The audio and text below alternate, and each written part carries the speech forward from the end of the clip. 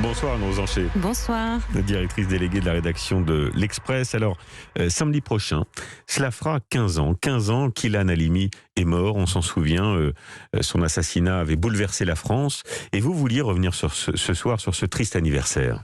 Oui, vous venez de le dire, Julien. Tout le monde se souvient de cette histoire qui a maintenu la France dans un suspense horrifié pendant plusieurs semaines.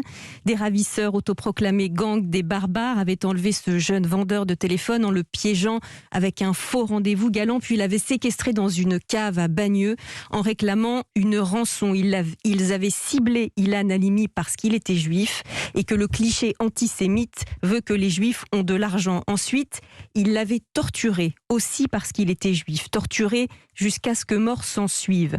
Tout le monde se souvient de l'événement donc, mais Oui. tout le monde ne se souvient peut-être pas qu'à l'époque, on n'en avait pas vraiment compris la signification. Qu'entendez-vous par là ? On évoquait l'ultraviolence, on se passionnait pour le portrait de ces filles, les appâts si jeunes et si vénéneuses, mais l'idéologie qui sous-tendait l'horreur, l'idéologie que le leader de la bande, Youssouf Fofana, a revendiquée par la suite en se présentant à la barre comme islamiste et salafiste, nous ne l'avions collectivement pas vraiment saisi.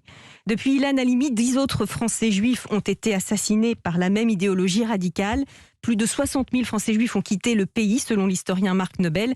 Leur pays, la France, où ils représentent à peine 1% de la population, mais sont la cible de 40% des agressions racistes, selon les statistiques officielles. Alors désormais, Anne, le diagnostic est davantage connu et partagé, n'est-il pas ? Oui, vous avez raison. Même si la question gêne toujours parfois aux entournures, notamment à gauche, où certains sont paralysés à l'idée que le sort des uns ne puisse servir à stigmatiser les autres. Pour le dire plus clairement, Oui. ils craignent que dénoncer l'antisémitisme de l'islamisme puisse nourrir une haine anti-musulman.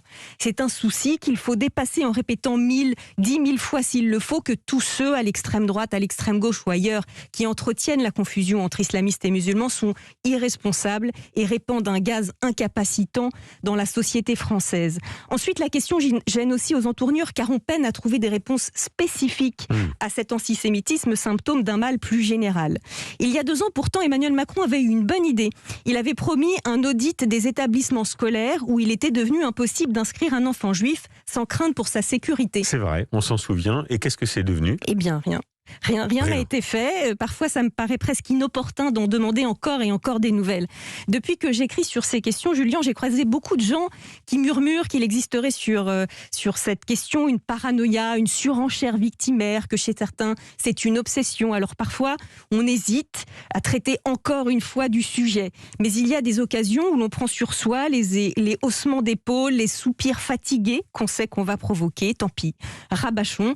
L'antisémitisme concerne tout le monde, pas seulement pour des raisons élémentaires de fraternité, mais aussi car il est toujours un signe avant-coureur de catastrophe. Il y a 15 ans mourait Ilan Halimi et je ne suis pas certaine que nous, citoyens français, nous ayons encore compris que cette mort nous concernait tous. Bien, merci Anne Rosencher Merci à pour cette carte blanche nécessaire. Voilà, Merci. c'est important de le rappeler, vous avez raison de le dire. Merci à vous.